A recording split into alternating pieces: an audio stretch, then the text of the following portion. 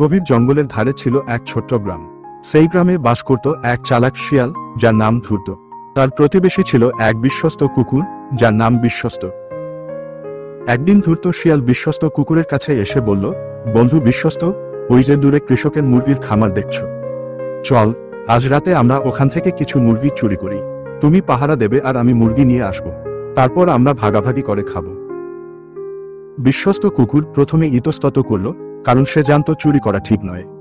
কিন্তু ধূর্ত শিয়ালের মিষ্টি কথায় সে রাজি হয়ে গেল। রাতে তারা দুজন মিলে কৃষকের খামারের দিকে রওনা দিল। খামারের কাছে পৌঁছে ধূর্ত শিয়াল বিশ্বস্ত কুকুরকে বলল, তুমি এখানে লুকিয়ে থাকো আর আশেপাশে কোনো বিপদ দেখলে আমাকে জানাবে, আমি ভেতরে গিয়ে মুরগি নিয়ে আসছি।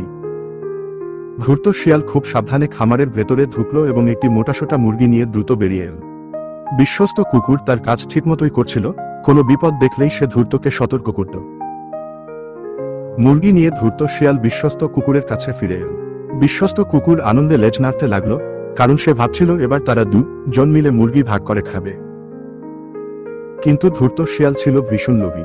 সে বিশ্বস্ত কুকুরকে বলল, তুমি তো পাহারা দিয়েছ, এবার আমি এই মুরগিটা নিয়ে যাই, পরে অন্য কোনোদিন তোমাকে ভাগ দেব।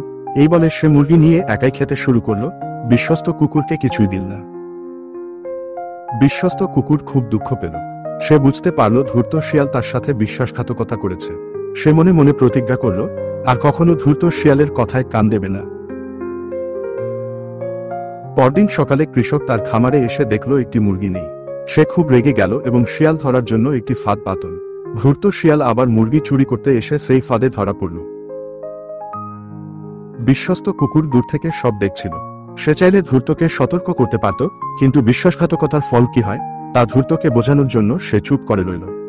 ধূর্ত শিয়াল তার চালাকির ফল পেল, আর বিশ্বস্ত কুকুর নিরাপদে রইল।